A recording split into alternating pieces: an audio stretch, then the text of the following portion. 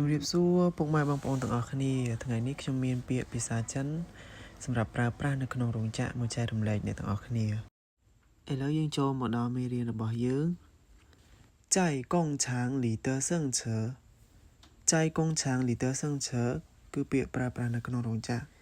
បាទដែលពាក្យទី1គឺពាក្យ材料材料材料គឺប្រែថាសម្ភារៈ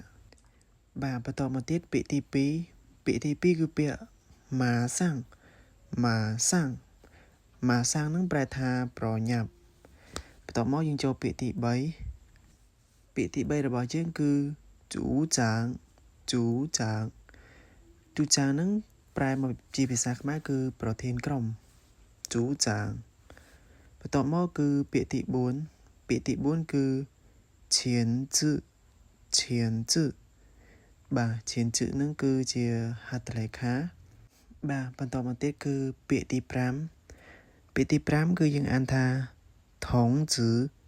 ថងជឺថងជឺថងជឺនឹងគឺជូនដំណឹងបន្តមកទៀតគឺពាក្យទី6ពាក្យទី6របស់យើងគឺកងផាយកងផាយបាទកងផាយនឹងគឺការងារបន្តមកទៀតគឺពាក្យទី7ពាក្យទី7គឺ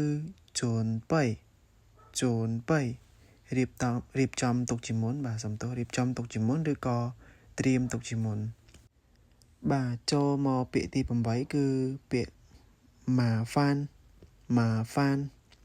ម៉ាហ្វាននឹងគឺរំខានបាទគឺរំខានបន្តមកគឺពាក្យទី9គឺឈីងចាក់ឈីងចាក់ឈីងចាក់ប្រែជាភាសាខ្មែរគឺសុំច្បាប់ឈីងចាក់បន្តមកទៀតគឺពាក្យទី10ពាក្យចុងក្រោយបាទពាក្យចុងក្រោយរបស់យើងគឺជាពាក្យសៀវស៊ីសៀវស៊ីបាទសៀវស៊ីនឹងគឺប្រែថាសម្រាប់